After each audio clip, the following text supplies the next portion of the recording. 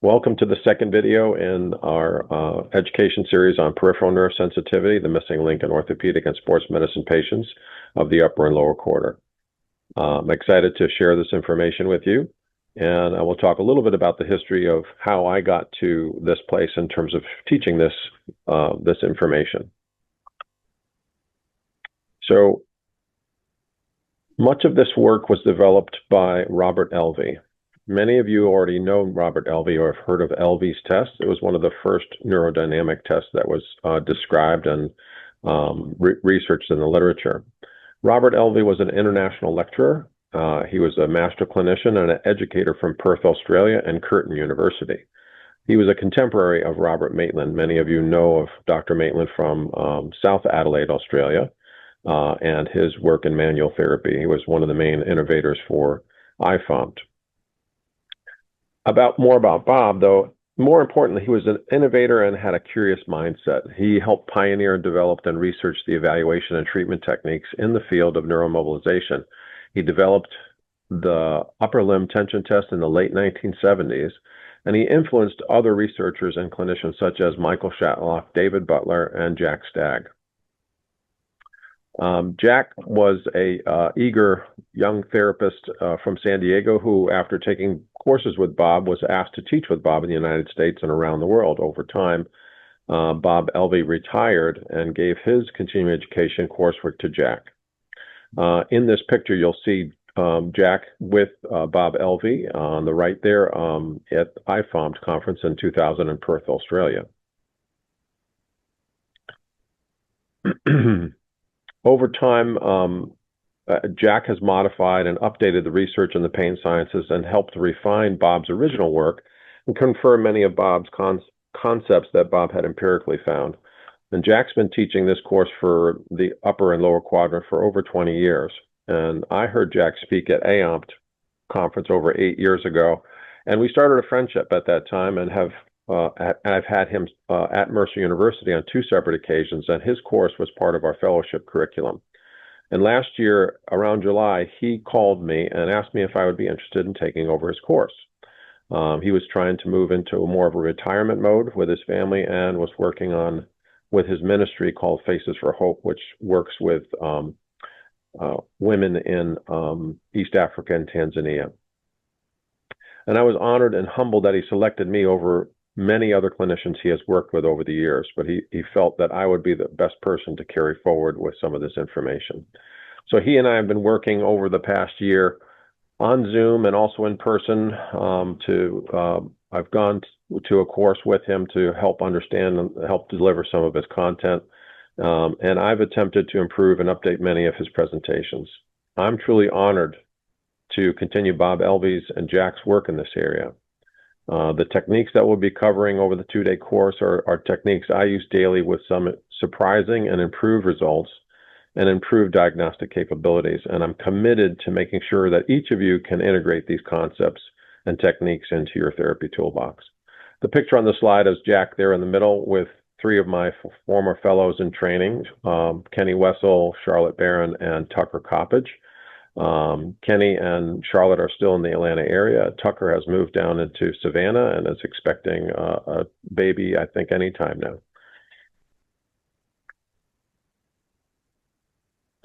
What are some of our objectives for this course?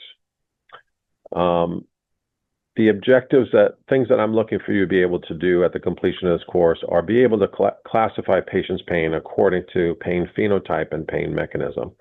If you've watched the first video, I think you have that one well under your belt at this point. But I think it's important to start to look at these pain phenotypes. And interestingly, timing-wise, I just got an advanced notification from JOSPT about publications that haven't been in print, but they're about to be in print.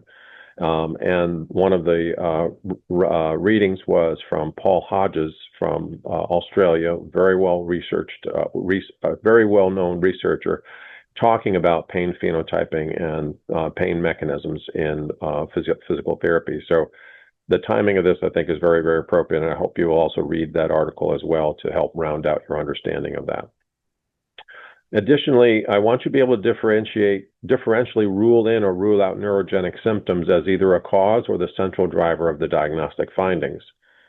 My hope is as you go through this, you'll see that we've helped develop a cluster of signs and symptoms that will help you to make a better clinical decision as to whether or not neurogenic syndromes are the driving factor for your particular patient's presentation. I want to make sure you gain the knowledge of the role of neural tissue that may play in conditions that we commonly evaluate and treat, and know having that knowledge will help you to understand how maybe certain diagnoses that you are seeing maybe have more of a neurologic driver. I'm hoping you'll also be able to demonstrate the skills and the knowledge to integrate both evaluation skills and the treatment protocols of this course into your normal daily practice. That's a strong goal for me. To that end, one of the things that we will be doing at the conclusion of the course is 3 weeks after the course, I will be scheduling a Zoom session for all participants for both the upper and the lower quarter, and it'll give people a time to talk about some of their experiences with the information they receive from the course and how they integrate it into their clinical practice over those 2 to 3 weeks. Talk about some failures or successes, hopefully more successes than failures, but helping them to understand when in fact you actually have a neurogenic driver, and how it's changed also how their practice patterns. So we can learn from each other in that way. I want you to also be able to be successful not only in applying manual techniques in specific positions, but also be able to devise specific home programs to enhance the progression of your patients. They go hand in hand. We pretty much know that manual therapy techniques in and of themselves typically don't do enough to make permanent change with your patient. It's a means to an end, and being able to expand that treatment time from the time the patient spends with you to on a daily basis, that them continuing to work on things that will help continue to bring their body to homeostasis. My hope is that you also integrate all the course constructs as part of a continuum of complete care for patients with disorders of the movement system. We are supposed to be experts of the movement system, and I think that the information that you'll learn from this course helps you to become a better practitioner in regards to that. I also want you to be able to identify measurable outcomes of treatment of peripheral nerve sensitization that reflect the value of these interventions when you consider documentation for compensation based on value-based care. So it's important for us to document progress, making sure we use some outcome measures with these patients to also show effect. The picture on the right here is during this is kind of a history of discovery here. And I want to say just a brief couple of comments about kind of the history for myself when it comes to neurodynamic testing and understanding more of the nervous system and nervous sensitivity. Back in the 90s, early 90s, I was fortunate enough to have David Butler teach at Emory University, had a continuing education class very early in my career. And so I had learned about mobilization of the nervous system and bought his book and read a good portion of that book, tried to apply many of those principles. It was fascinating to me, and I thought it was just kind of mind-boggling. We never really had ever seen or talked about neural mobilization. But I would say, though, that the application of it, I found it to be sometimes more producing more pain in patients. It wasn't well regulated. It wasn't there wasn't a good protocol. And I kind of abandoned some of those techniques with the exception of evaluation components. And so I went with it, tried to integrate it, did not have great success with integration of it. Secondary, after that, Michael Shatlock came and was part of our curriculum for our fellowship program in the early 2013-14 timeframe. And so when Michael came, and Michael is also a contemporary of David, and interestingly, they don't live very far apart from each other in Australia. And I really enjoyed Michael's approach, and he had a much more vigorous clinical application, utilizing the neurodynamics. And so I found that to be very, very helpful to classify and to dose and to utilize the neurodynamic techniques that that I learned from Michael. And I would encourage you to take all of his coursework because it's very, very important coursework. Excellent, excellent applications.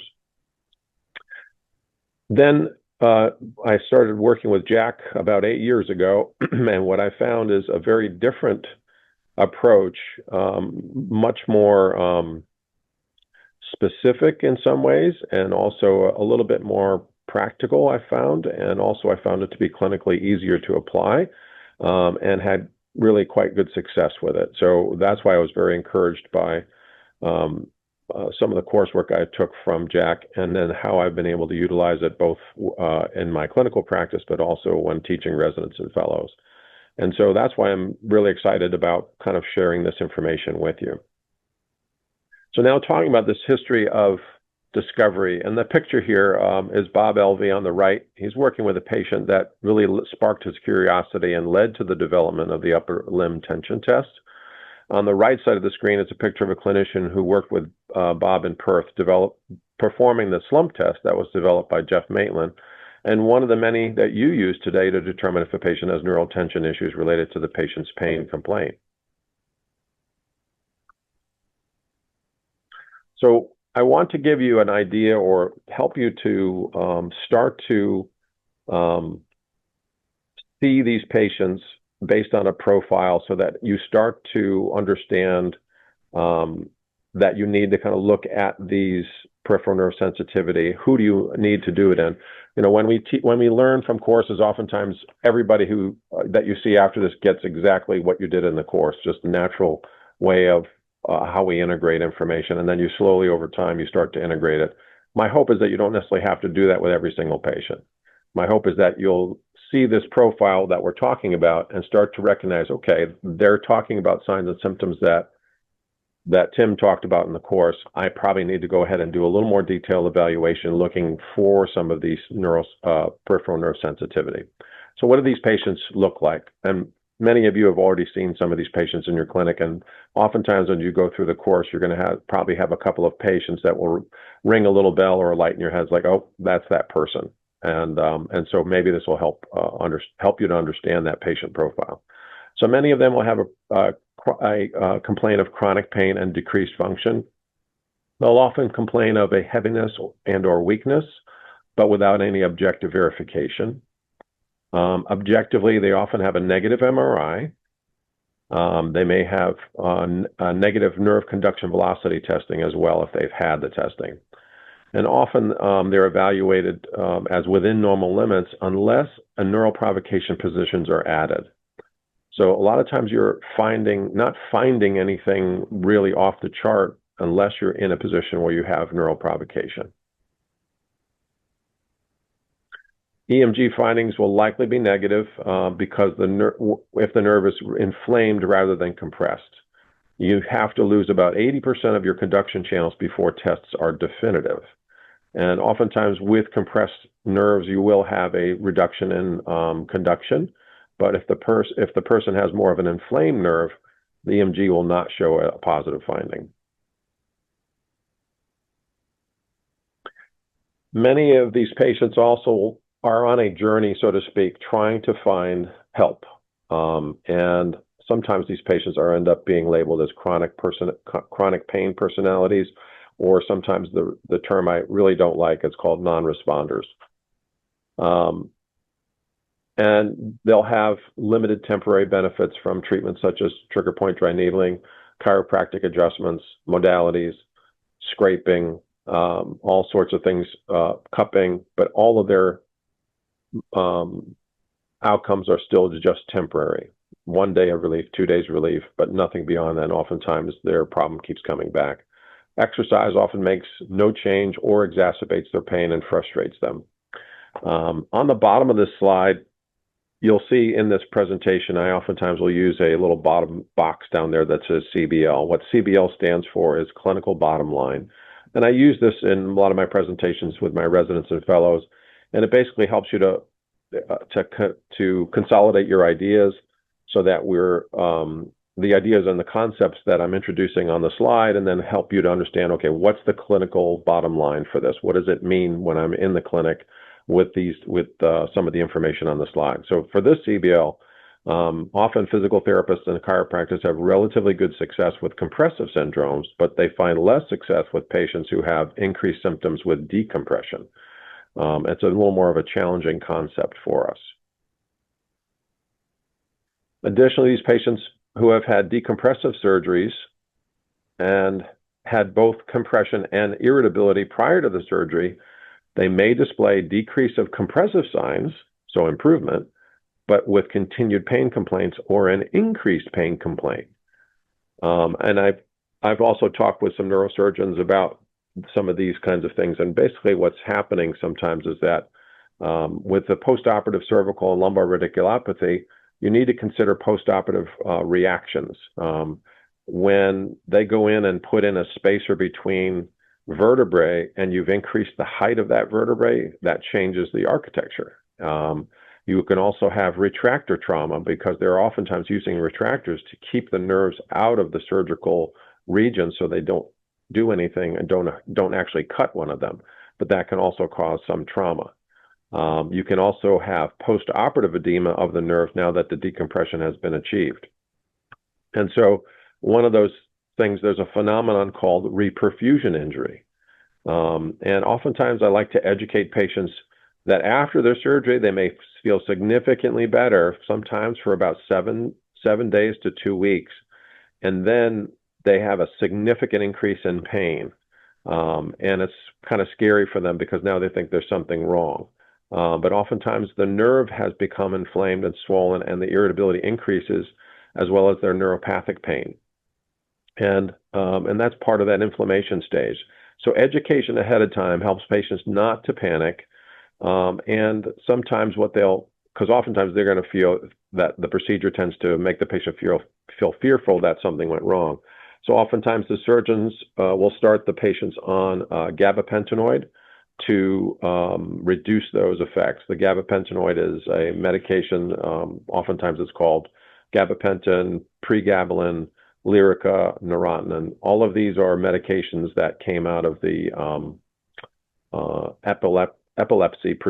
epilepsy pharmacology to help reduce membrane sensitivity. And so it helps to stabilize the membrane so that the membrane has to have a higher threshold for firing. And oftentimes it can help. And again, helping to understand that this is a temporary situation and that things will get better over time. But it is important to manage that. It's the surgeon's job to decompress the nerve, and it's our job to help the nerve heal and return to homeostasis. In athletes, we may see some failed interventions directed to distal or protective tissues when neural irritability is the primary pain or the movement driver. What do I mean by that? So an example would be the patient who comes, an athlete who comes in is getting dry needled on a regular basis. But the problem is it's not staying, the trigger points aren't staying gone, they continue to come back. And so we continue with the same treatment over and over again. And my understanding of trigger point dry needling, and I've done it for over 10 years now, is that it should work probably within 2 to 3 sessions. If it's not resolving after 2 to 3 sessions and you've done your sequencing correctly, the problem may be driven by something else outside of that.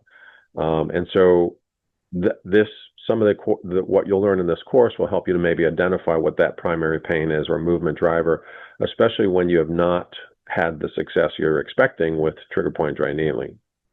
Often with these athletes too, they'll note a functional loss and an inability to correct normal patterning despite elite training. And so these athletes oftentimes they're so good physiologically, but when they actually go up to the level of function, if they still have these movement drivers or neuroirritability, they cannot overcome that guarding and the alterations in their movement patterns despite their elite training, and they can't get past that. So if you're noticing that, or if you're picking up a patient who has already worked with a trainer or on an athletic team and they're still not getting what they need, you need to be looking for some of the peripheral nerve sensitivity when the normal effective protocols don't work. We're going to talk a little bit about neuropathic pain. And when we investigate the potential scope of patients with neuropathic pain, we see a fairly high prevalence. The statistics and the reality is that you probably have 1 in 11 patients with neuropathic pain. Often we don't recognize these patients as having neuropathic pain because some of their complaints and their symptoms are similar to patterns or clusters of symptoms of other more familiar musculoskeletal dysfunctions. But after taking this course, you'll be looking for these patients to be able to address the issues quickly and start appropriate treatment. So I like the estimate at the bottom of the slide. The best estimate is probably alive between 7 and 10%. So if you have 10 patients a day, probably at least one of them has probably got neuropathic pain. Which leads me to this slide. All of you have seen or personally experienced any one of these diagnoses. And we'll look at a little closer at these diagnoses. We'll have some, oftentimes you'll have a lot of visits, excessive visits, diagnostic tests, unnecessary surgeries, and likely poor outcomes, and an increasing number of patients going down the path of disablement. So let's look through some of these. Oftentimes you'll see a patient who has a diagnosis of adhesive capsulitis. Yet when you test their shoulder, their external rotation is within normal limits below the level of 45 degrees of abduction, or their internal rotation is also not affected. That doesn't necessarily make sense if you actually have adhesive capsulitis. So they may not actually have true adhesive capsulitis, but maybe more of a neurogenic input that's causing that. And we'll talk a little bit more about that later on.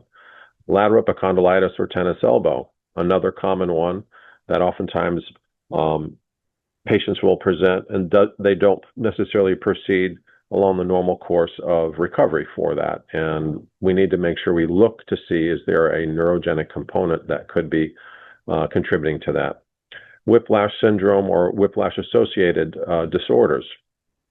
Again, whiplash is one of those types of injuries that's very, very high velocity and can cause lots of damage in lots of different tissues. And oftentimes, because of where the arms are in an accident, this can lead to problems with peripheral nerve sensitivity and can also limit our ability to get them better if we don't address that component. De Quervain's tenosynovitis. Oftentimes, you'll sometimes have patients who have de Quervain's tenosynovitis, but no overuse injury or change in behavior that might have caused that tenosynovitis. Failed cervical decompression. Again, kind of going back to my previous slide about patients who have a decompression surgery, and then after that, they end up developing increased swelling of the nerve and increased irritability, even though they may have better blood flow to that nerve. And oftentimes they may be labeled as a failed cervical decompression. However, we might, with the information in this course, it may help you to understand how we can address some of the impairments in that population. Many of your tunnel syndromes for the upper quarter, things like cubital tunnel syndrome, and the quadrilateral space affecting the axillary nerve. Some of these tunnel syndromes, again, can be related more to peripheral nerve sensitivity.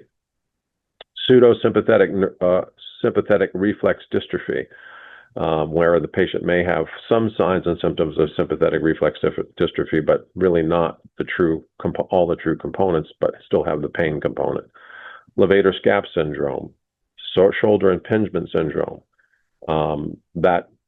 We see this one every single day, multiple times on your schedule. Fibromyalgia and trigger points in patients with fibromyalgia. Fibromyalgia is a little more of an exception because oftentimes these patients have central sensitization and or nociplastic pain components. But regardless of that, you can also have patients who have peripheral nerve sensitivity that can be treated to also help to improve mobility and reduce pain. Monoarticular arthritis. Well, what does that mean?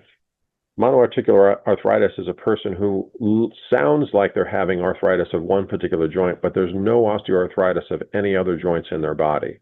It's kind of uncommon to have that, and there may be some reasons from a neurogenic input or neurogenic causation that can actually cause swelling at the joint.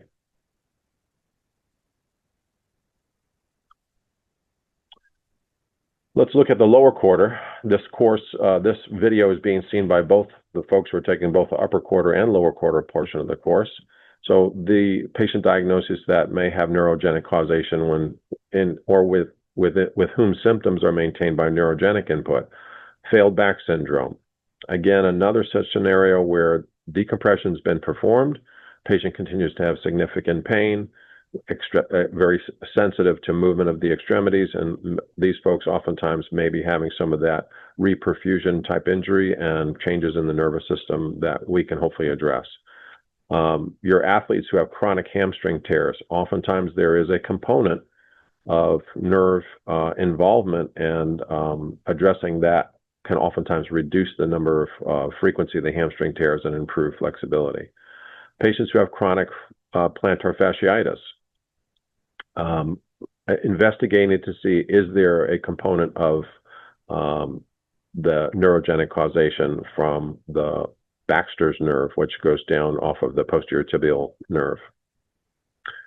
Compartment syndrome, sciatic scoliosis is another one. Chronic trochanteric bursitis. I get probably one or two of these every single day that are new patients with chronic trochanteric bursitis, and I always like, how can it be bursitis? You've done an injection to the bursa sac and it doesn't do anything to the patient's symptoms. So we'll talk a little bit more about that. There's probably a better diagnostic term now that's being used called gluteal pain syndrome, which incorporates 5 or 6 different types of presentations, which is probably a better term, and that's what more folks are starting to use, but you'll still see this from your physicians that have not been exposed to that information. So when they have that chronic trochanteric bursitis, we need to really look closely at the nerves and the lumbar spine. Piriformis syndrome, it's also another tunnel syndrome where in certain part of the population, I think it's about 12% according to research, there's an anomalous splitting of the piriformis where the sciatic nerve actually pierces it and can become painful, and you can have problems with peripheral nerve sensitivity. Chronic peroneal tendonitis, where the patient continues to have pain along the lateral aspect of the ankle and or foot.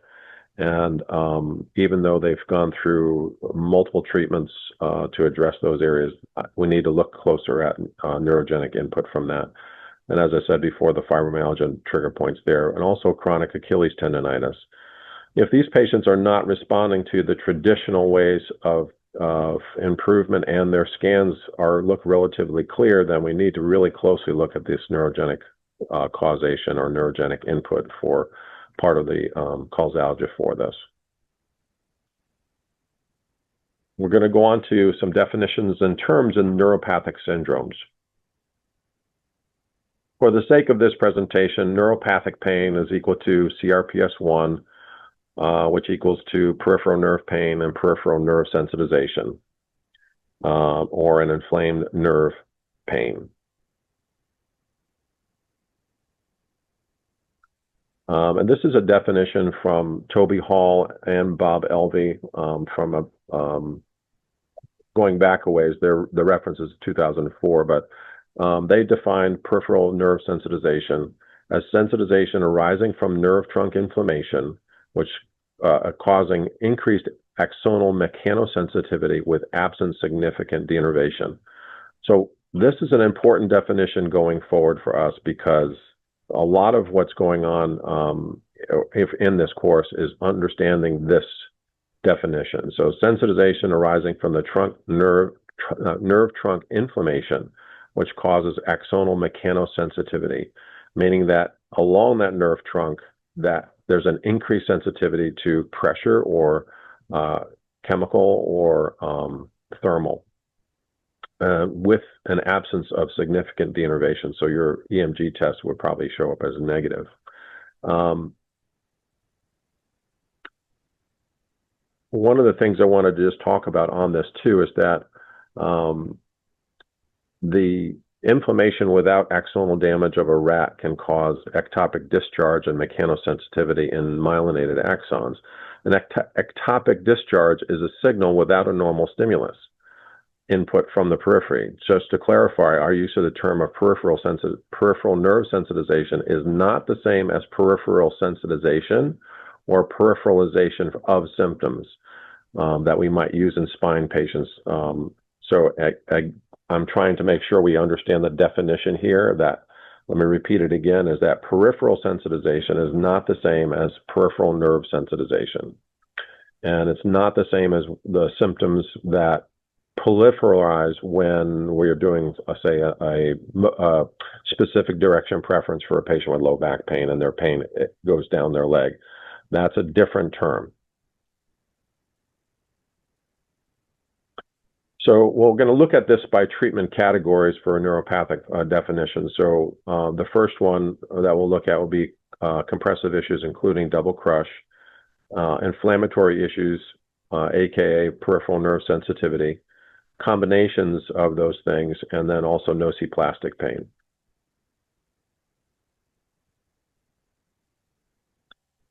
So let's delve into each one of these more specifically. Under the compressive category, we can have a variety of presentations. And again, with compressive types of neuropathological conditions, we usually have a loss of neural function and conductivity. So number one, we have a bony or a soft tissue stenosis, such as a lateral foraminal stenosis or, say, stenosis of the radial nerve as it passes through the radial tunnel in the forearm, creating pain in the forearm, and often confused with lateral epicondylitis. Number two, tunnel syndromes. It could be the cubital tunnel syndrome, as in the ulnar nerve as it passes through the groove on the posterior elbow, or the carpal tunnel as it passes underneath the ligament in the wrist. Those are examples of tunnel syndromes. Number three is a scar tissue or strangulation, that scar that forms post-trauma and wraps around a nerve, creating compression of a nerve. Number four is a herniation of a nucleus pulposus, sequestration with compression on a nerve root. So when you see these on an MRI, oftentimes the outer ring of the annulus is completely torn, and you have the material of the nucleus pulposus moving outside its barriers of the annulus. And one of the things about that material is it's highly hydrophilic, and it absorbs water. And when it absorbs water, it expands significantly. And now that it's not in a closed system, it can really occupy spaces with quite a bit of pressure. Number five are foreign bodies or space-occupying lesions. And number six, double crush, where we might have multiple sites of compression or adherence along the course of a single peripheral nerve. So an example of this would be like just having a patient with cervical foraminal stenosis with a disc osteophyte lesion and carpal tunnel syndrome of the C5, C6 region.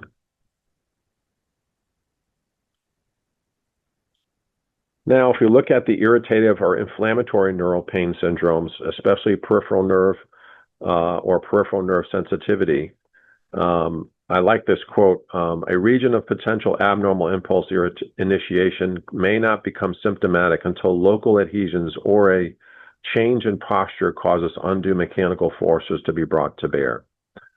And what I would like to kind of key in on that quote is that our patients may have potential issues already, but they don't become symptomatic until these things start to become, something changes in their posture, and mechanical forces can be brought to bear. So if somebody starts a new exercise, or if somebody starts a new particular job with different repetitive movement, or they try a new chair that they're going to sit in, and anything like that that creates a change, they may have had problems going on before, but they were subclinical and not relevant. And then all of a sudden you start to change something, and those things start to become more problematic. So I'd like to do some comparing and contrasting between the compressive and the irritative inflammatory type nerve, because I think this is important for us to understand whether or not we're dealing with compressive forces or we're dealing with more irritative inflammatory forces.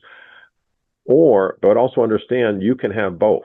And you can sometimes have both initially and then have something decompressed by either a technique you're doing or by a surgeon, and then you may still have an inflammatory component. So understanding that may help you to understand in terms of triaging and how you might treat this patient. So under compressive treatment category, there's a loss of conduction. So these will sometimes present with a loss of reflex. Whereas the irritative inflammatory patient will have a possible hyperreflexia.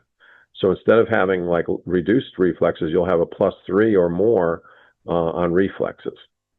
In the compressive patient with compressive symptoms, they may have hypoesthesia, meaning reduced sensation. And in the irritative inflammatory patient, they may have hyperesthesia or an after sensation. What is an after sensation?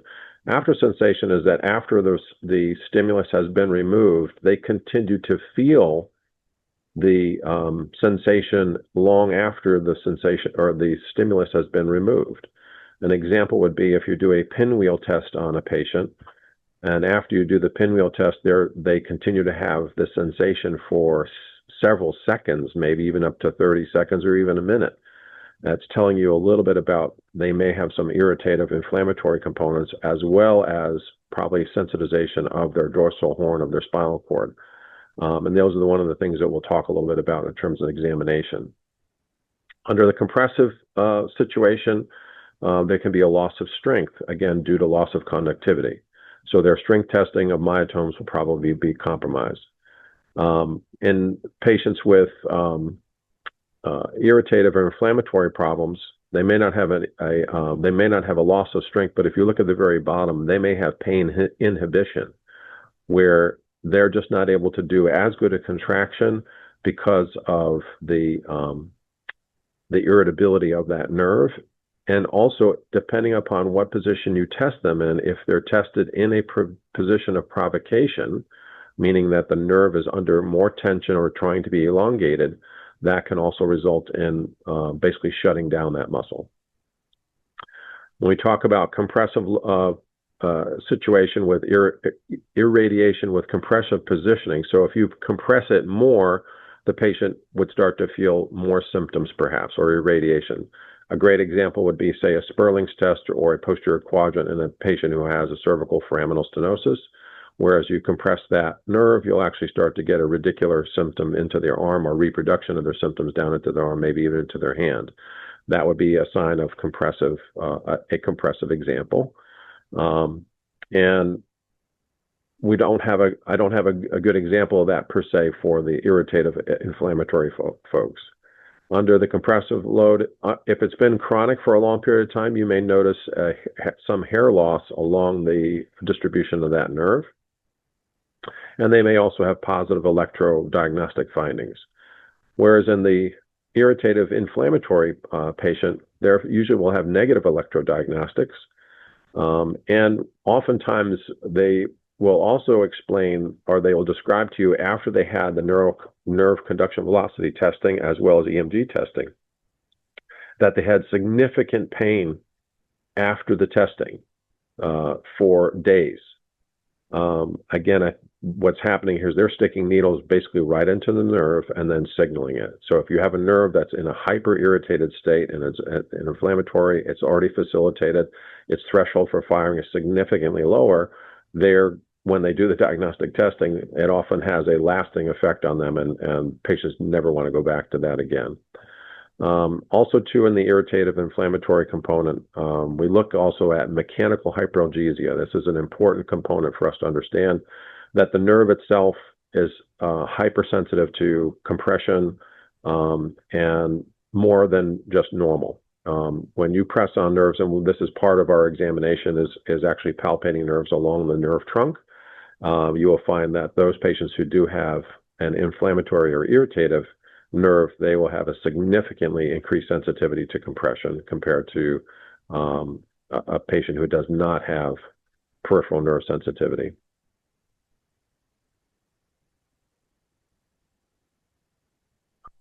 So we're going to look at some of the manifestations of peripheral nerve pathology. What are the major causations for symptoms or signs of manifestation within the peripheral nerve pathology? So again, these are things that you'll be looking at to find out if they are relevant in terms of your clinical reasoning to determine, yes, this patient does have peripheral nerve sensitivity. So my CBL here at the bottom of the page is the subjective history includes, you should include a detailed history regarding the previous nerve trauma of any kind. We'll talk a little bit more as we get into these slides. But number one, is adherence of the epi, endo, and perineurium of the nerve, leading to loss of elongation for normal functioning patterns.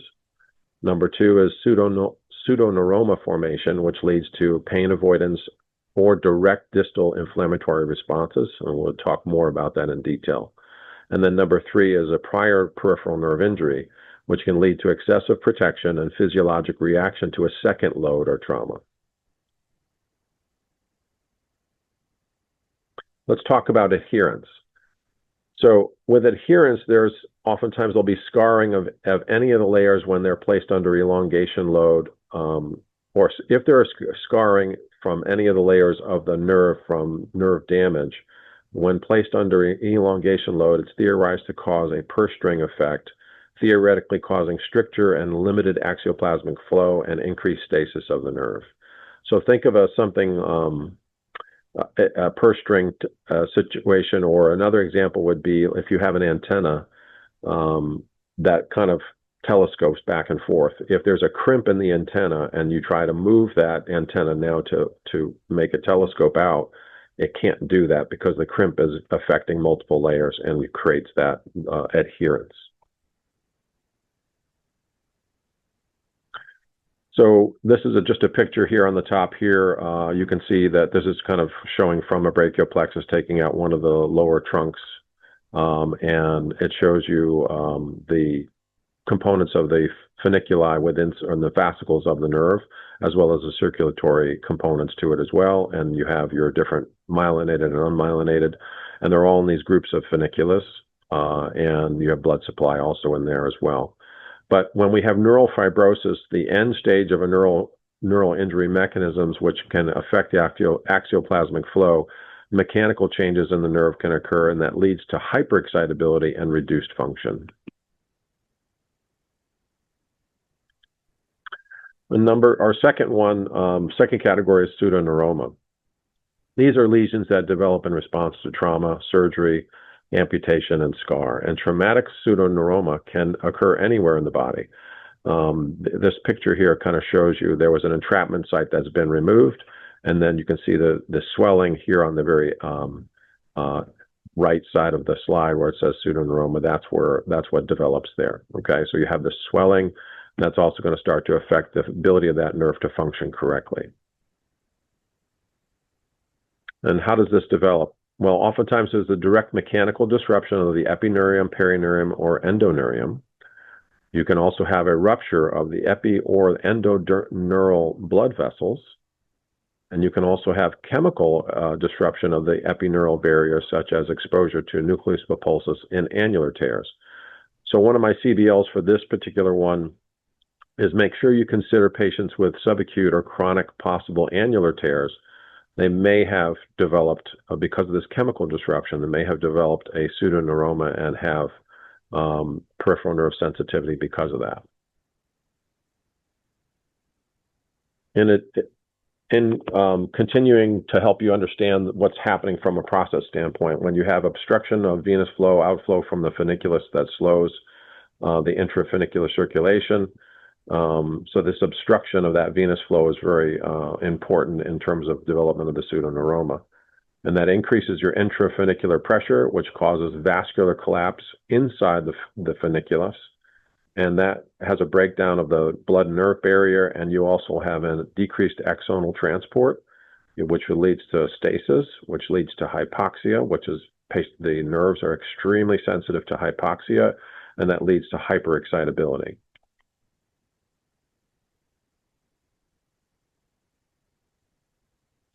These are just showing you a picture of the hemodynamics of a peripheral nerve, and the outer extrinsic muscles here, and you have regional nutrient vessels, vascular systems within the perineurium, and then vascular systems in the endoneurium. And those, if they're affected by trauma or these chemical disruptions, it can lead to the funiculus getting increased swelling, which then causes a collapse of the capillaries within the endoneurium. One of the things that's important for us to understand is that in normal circumstances, on some degree of compression, actually reduced pressure is on the venous system. And when we stretch, actually increases the stretch, causes the constriction of the venous system blood vessels, creating a pumping effect to move waste and prevent stasis or backup or buildup of waste. So movement is very, very important for all of us, and the health of a nerve really is going to rely on whether or not we can move in a healthy direction or not. So this is just an example of a cross-section of a peripheral nerve, and this is a funiculus. This large band here is the outer ring of the funiculus. The inner portion here, the small circle, is a peripheral capillary, and you have a peripheral artery and peripheral vein outside the system. And so to understand that normally the central blood flow from the capillaries has a positive pressure compared to the outside. But when stressed through trauma and injury, the funiculus has a negative pressure, which creates an environment where waste products build up, and which in turn causes fluid into the funiculus and crushes the capillary. And then after trauma or disturbance to the nerve will start to leak out bradykinin and PAB and several other neuropeptides, which causes an influx of fluid, changes in osmotic pressure, which then limits the flow inward of the nerve and also leads to edema of the nerve. And so one of the problems for the patient who has maybe a chronic nerve injury is that they have a buildup of garbage inside the nerve. They don't have a good method of getting it out because of the pressure changes. And one of the things that is theorized is that the movements that we do through our therapeutic intervention is we actually start to improve some of that circulatory change and improve the pressure gradient. This next picture is an example of the lumbar radiculopathy with a torn annulus leaking the nucleopolysaccharides. This slide is a T2 weighted image or MRI signal of a lumbar spine cross-section. And number one here is you can actually see the small bulge coming from the disc there. Actually, that's a herniation there. And then number two is the displaced and swollen nerve root, and number three shows a loss of foraminal fat. If you look on the opposite side, you'll see the healthy spaces there around the peripheral nerve. Things are much healthier on the opposite side, but this is a very inflamed and irritated area, the foraminal fat. With the loss of it, if you had more foraminal fat, it would look more white in color, and you don't see that. And so that's all going to affect that peripheral nerve and all the areas that nerve innervates in terms of the health of that nerve. This is a discogram of a similar presentation. They don't do too many of these. They're very painful when they're done. They used to be done more before MRIs were as good as they are.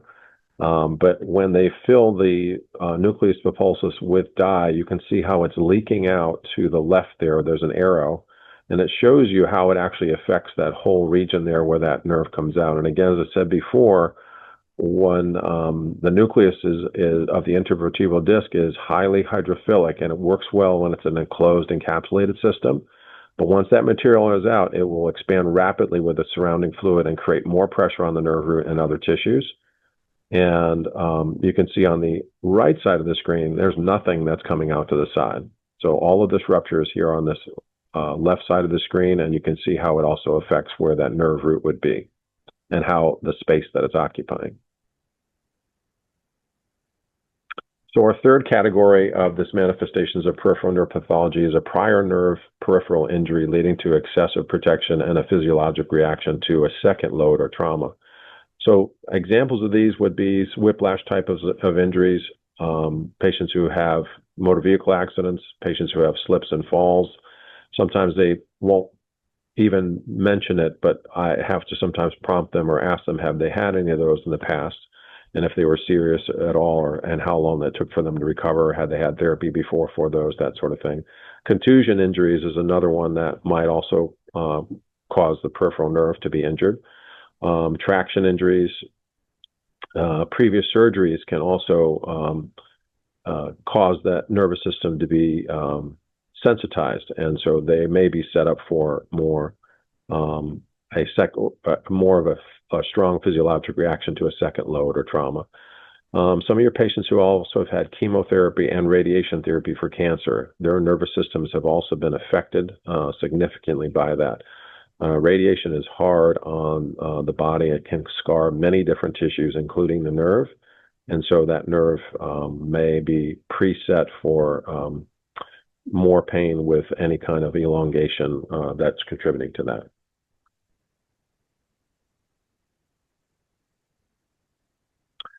This is just kind of a picture of the hemodynamics of the spinal cord system. Again, on compression, we have reduced pressure on the venous system. On stretch, actually, we have increased stretch causes vasoconstriction of the blood vessels, so it creates a pumping effect to move waste and prevent stasis or backup of waste products.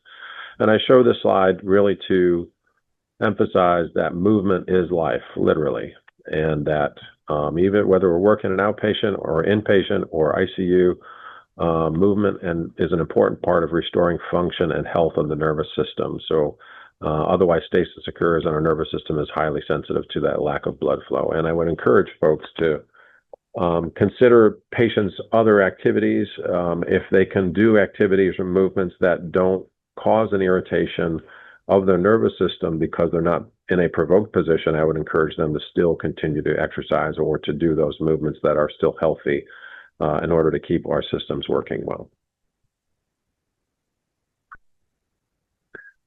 I want to talk a little bit about how afferent sensory patterns can work or how our impulses can work. So we're going to be talking about orthodromic versus antidromic. Orthodromic is primarily what you probably learned in PT school, where the conduction of along an axon normally thought to be sensory and is in its normal direction, quote unquote, normal direction, away from the target structures. So a signal axon gets stimulated and the action potential goes down from the periphery towards the spinal cord and to wide dynamic range neurons in the spinal cord and the dorsal horn. And these can be modified at the spinal synapse, and these also can summate, so you can have repeated ones that can increase the intensity, and repetitive input can cause a ramping up effect. Now, when we talk about antidromic impulses, this is a little bit more of a newer concept, relatively newer concept, where the conduction along the axon, which is thought to be sensory, is away from the axon terminal and towards the distal target tissues. And some of this is monitored by the CNS, and both is modified and can contribute to pain syndromes. And it may cause a release of chemicals at the distal site. Which leads me to this next slide that we talk about the influence of the peripheral nerve pathology and the physiology function of the nerve cell. Inflammation of the nerve cell in response to reasons that we just went over can lead to the nerve cell dumping certain pro-inflammatory proteins into the target tissue, causing even joint swelling or edema. Especially when dealing with neuropathic pain or lesion, we may want to consider the current symptomology being due to this process of dumping of these certain neuropeptides, bradykinin, substance P, calcitonin gene-related peptide, which are pro-inflammatory and create vasodilation and swelling in the target tissue, as well as a possible facilitation of the sympathetic nervous system. One of the terms that Jack used is neurogenic rheumatica. And I looked this up on PubMed, and I did not find any references to the actual term of neurogenic rheumatica. However, I understand the concept, and there are some references to how the nervous system can actually, in neuropathic pain, can actually contribute to joint swelling. So if a person has a monoarthritis or bursitis or neuritis or fibrosis diagnosis, we might want to make sure we look at the nervous system to see, is there a component here that may be of neurogenic causalgia? So my CBL here is that if a patient presents with localized edema without direct trauma or strain injury, you should evaluate the nerve that supplies the region with active passive testing and neurologic testing.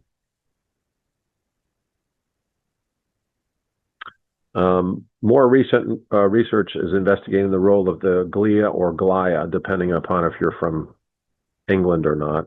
It's capillary or capillary or aluminium or aluminum, but we call it glia here, they call it glia over there.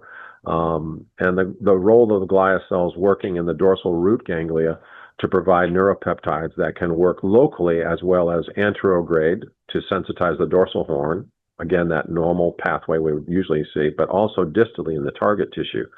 And so, again, our normal evaluation should include a thorough examination of the nervous system, including active, passive, and palpation of the nerve region. So we can have altered trophic changes or influence on the peripheral target tissue. This is a picture from a pretty old source, 1993. Some of this has been actually well-defined, and other things are still somewhat pending in terms of proof, but there's a very complicated component here with patients with peripheral neuropathic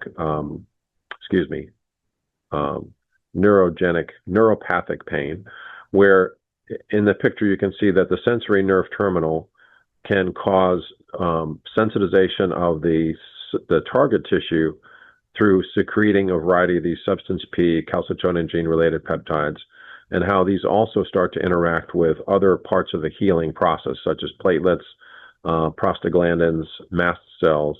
You can have a vasodilation effect on the localized blood vessels. There also can be facilitation of the sympathetic afferent fibers, which can then also create changes in blood flow, either vasoconstriction or vasodilation. And so it's a bit more of a complex picture, but our traditional model of the nerve just receiving signals from the periphery and sending it centrally is really antiquated, and that we need to really understand that there are things that happen in the periphery due to this nerve sensitivity. What is the role of the dorsal root ganglion in the neuropathic pain? Well, the dorsal root ganglion is the ganglion that sits just outside the spinal cord, and it's where the cell body of all the axons, the sensory axons, lives. And it tends to increase proteins and chemicals that work on increasing the excitability at the dorsal horn so they can affect it moving proximally. It can also secrete pro-inflammatory proteins and chemicals in an antidromic impulses, which then affects the target tissue, and that causes a sensitization to the receptive field and can lead to trophic changes as well within the tissue. Microglia, which is another type of glial cell, also produce some of these sensitizing chemicals, and it can also affect the changes in the ion channels and the number of those ion channels, again trying to change this receptive field, increasing the receptive field. So if we go back to our example from the previous video of the alarm system on the house, this is basically turning up, sensitizing the alarm system even further so that small perturbations or small things might cause a response of a stimulus response to higher centers. So my CBL for here is with patients who are suspecting having peripheral neurosensitivity, we need to look for areas of hyperalgesia on our palpation exam. So these are the folks that are going to kind of jump off the table as you're palpating a region. This is just an example of what some of the research on dorsal root ganglion pain generation. So the dorsal root ganglion can actually generate pain. When individuals with complete spinal cord injury were exposed to a neural irritant, the area of the foot eliciting a reflexive withdrawal response increased, illustrating that the dorsal neurons may adjust their receptive fields to become more sensitive to nociceptive stimuli, even without input from the brain. So these are people that don't have the connection because of their spinal cord injury. These dorsal root ganglions can actually increase the sensitivity without an input from higher centers.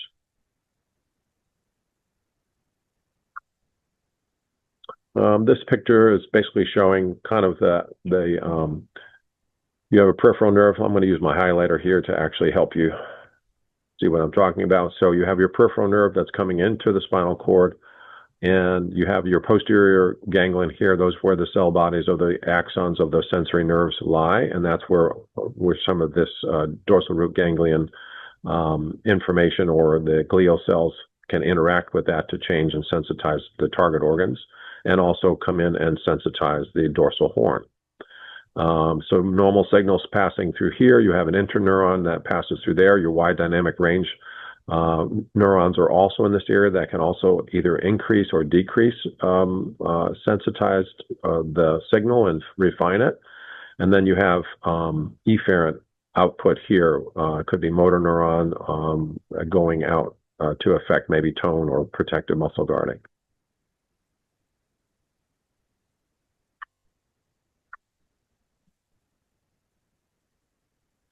So many research that we're hearing now suggests that the algae that we thought were had swelling or had inflammatory byproducts actually have been kind of referred to as itises. They don't actually have normal inflammatory byproducts.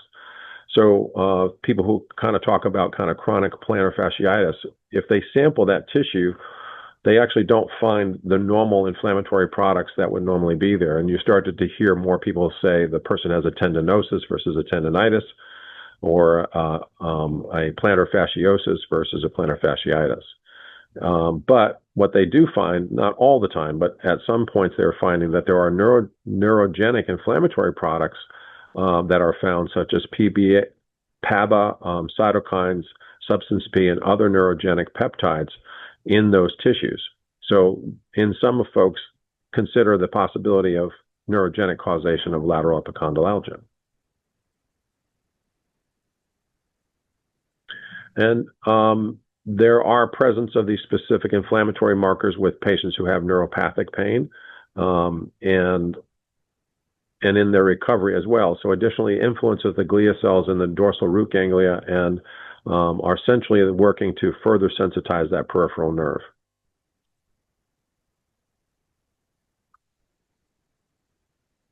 So if we look at this example of a person who has a standard grade 1 lateral ankle sprain, but the patient ends up with excessive swelling, high levels of pain beyond normal tissue healing time, what may be driving this type of reaction? So if we think about this, and some of you may have seen this before, where somebody had a fairly simple ankle sprain, things are kind of moving along relatively well for the first 2 weeks, and then all of a sudden they kind of start to go the other way and they start to have more excessive swelling. They're starting to have more problems with pain, more problems with muscle function, balance is disturbed. We may be looking at someone who has peripheral nerve sensitivity somewhere along the way that's now affecting how that tissue is actually healing and can have that prolonged effect on that. I will say I've also had this experience before. This is before I really kind of knew to test for the peripheral nerve sensitivity. I've had patients who had an ankle sprain, maybe grade 2, grade 1 or grade 2, but this was now almost 6 months, 9 months after the injury. And I would use strain counterstrain to try to change the tissues that are around that area. And what was very interesting is that after doing that, the person actually had bruising that occurred, even though there was no additional trauma. And they ended up with their swelling, though, ended up being decreased, and their motion and their movement started to become improved. And so it's a bit more complex than just doing strain counterstrain, but it really made me start to wonder about, is there some sort of influence from the peripheral nerve and or possibly a facilitation also of sympathetics in that region as well. So when somebody is kind of presenting this way, again, it's a flag for us to say, we need to look closer at the peripheral nerves and do some of the evaluation and treatment that you'll be learning in the course.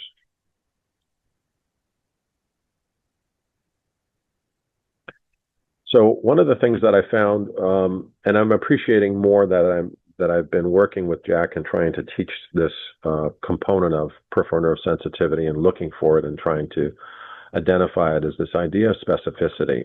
And this, we talk about specificity and how do we become more specific. So we'll be talking more about this, and this is kind of a theme that I'm hoping will continue throughout the whole course. Is that how can we be very, very specific and be very mindful of what we're feeling with our hands and what we're seeing with our eyes, and how a patient's reacting to what we're doing in terms of our handling and or in terms of observing movement patterns. And so this next slide is just, it's a Larson cartoon that shows a man working on a missile with a warhead.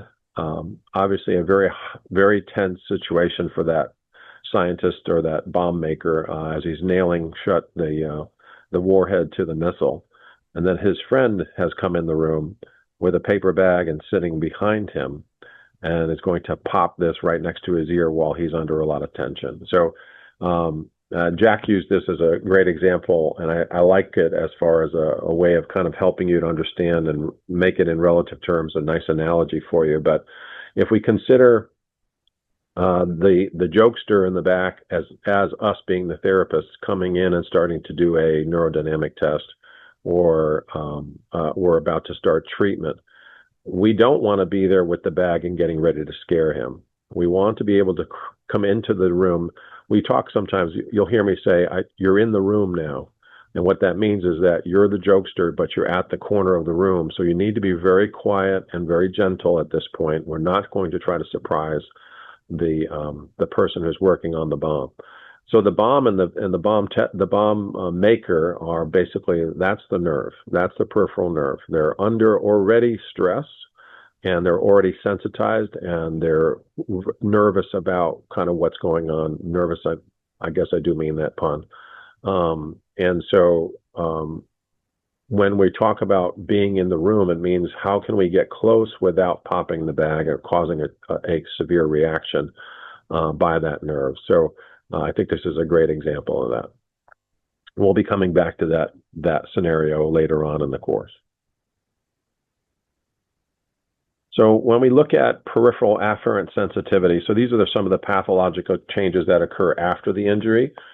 The first stage is you have increased mechanosensitivity. So there's a 4 times increase in the stretch receptors.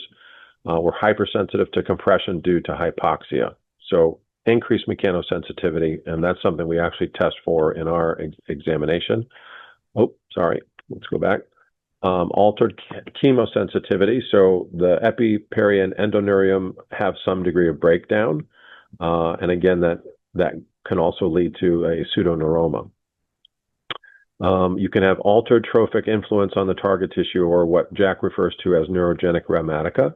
So again, we can have dumping and spitting out of these pro-inflammatory neurogenic peptides that are in the target tissue, which actually increases sensitivity and increases the receptor field. There can be altered connections, so there can be C fiber reinvestment, meaning that you can actually start to recruit more C fibers from the region, which are pain fibers, but there can also be a phenotypic switch where if it becomes chronic long enough, and nerve fibers that would be responding to non-noxious stimulus actually become, they actually deliver pain to the spinal cord, even though they're normally a non-noxious sensor. So light touch then can become painful. And then what we also notice is in that first stage is there are pain avoidance movement patterns. So anything that elongates that nerve is avoided because that as the nerve starts to become elongated, it becomes hypoxic and it's very, very sensitized. So you'll hear me talk about in the course a de-acceleration. And what I mean by that is that when you're working with your neurodynamic testing and or just functional testing, if you notice that the person slows down, as soon as they start to slow down their movement pattern, that's a de-acceleration. Or if they're actually guarding and protecting, that's a de-acceleration. And you want to watch for that and feel for that. And so we need to be very mindful when we're testing to watch to see when that actually occurs. And that helps us understand when we're getting close to the room and when we're getting close to the bag next to the ear of the bomb tester.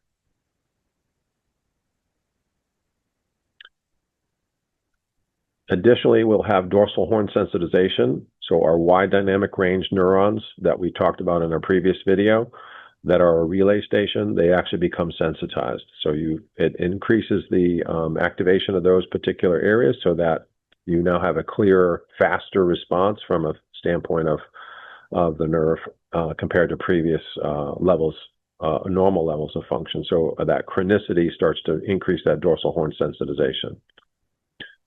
We can also have autonomic overreactivity. So the sympathetic nervous system then can also be facilitated, which can also result in trophic changes, as well as pain, swelling, changes in sweating, can be an overactivity of the autonomic system. And then you can have central nerve sensitization.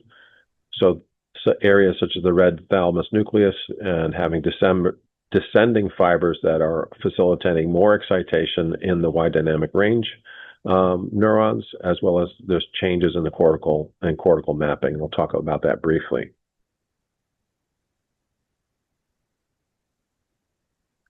So the second stage, normally, again, central nervous system, we just talked about. So the thalamus, the red nucleus, becomes more sensitized. You have descending fiber excitation and changes in cortical mapping. What does that mean? It means that normally we have very discrete, very specific areas of the brain and the somatosensory cortex that are mapped out, that are for every single movement and every single sensation, according to the homunculus, if you remember that from your neurologic training in PT school. And there's representations of that across the somatosensory cortex. And what happens in these patients with continual stress in a nocioplastic pain situation is they will develop problems with laterality, where they can't distinguish very quickly between right and left sides. Their sensation, their perception of what their body is can be altered. Sometimes these patients will say that their hand feels extremely swollen, yet when you look at it objectively, there is no swelling that's there. They sometimes will even experience pain that's outside the outside of their body. So pain that's actually outside of their physical body. They'll say they feel tingling outside their body, and that's basically problems probably happening at the cortical mapping. It's a phenomenon called smudging that can occur for these patients, and those show they show neuroplastic changes at the cortical level. There's a lot of research now looking at trying to change those by training and looking at one of the things that we sometimes do is I have a patient take a magazine and I want them to circle the right hand of every model that they see in the magazine, and then you can kind of go back to see, did they get all of those? And oftentimes we have to try it yourself sometime to see how hard it is to do that. There are other applications called Recognize. There are apps that you can actually look at, and it times your responses and looks at normative data regarding that. So there's ways to kind of look to see, is that part of their particular problem. The other things that we sometimes will look at is there are certain areas of the body that have quadrants in terms of what our 2-point sensation is available to us in terms of, so in the lower back, the normal 2-point discrimination distance is about 5.5 centimeters. And if you actually try doing 2-point discrimination in patients with chronic pain, oftentimes they're closer to 9 or 10 centimeters apart before they detect a difference between 2-point versus 1-point. And I wanted to just throw this out there. Again, we're not talking too much about central sensitization, but understanding this scenario, this is something that I've seen some of my patients will talk about. But the scenario is where a patient reports their physician informed them that the joint that has the worst arthritis changes on imaging is not the joint that is most painful. And why would that be? And so the idea about this and the study that they looked at is that they looked at hip OA and centralization, and so they reported no significant difference in radiologic severity between patients with strong, severe, and mild, moderate joint pain.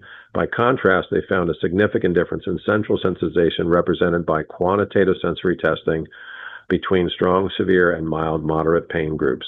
So central sensitization may be involved in the joint pain of patients with hip OA who complain of severe pain despite less severe joint deformity. This also kind of goes to possibly that patient who ends up having the joint replacement but has significant pain still postoperatively, that we might need to be looking at folks with central sensitization in those scenarios.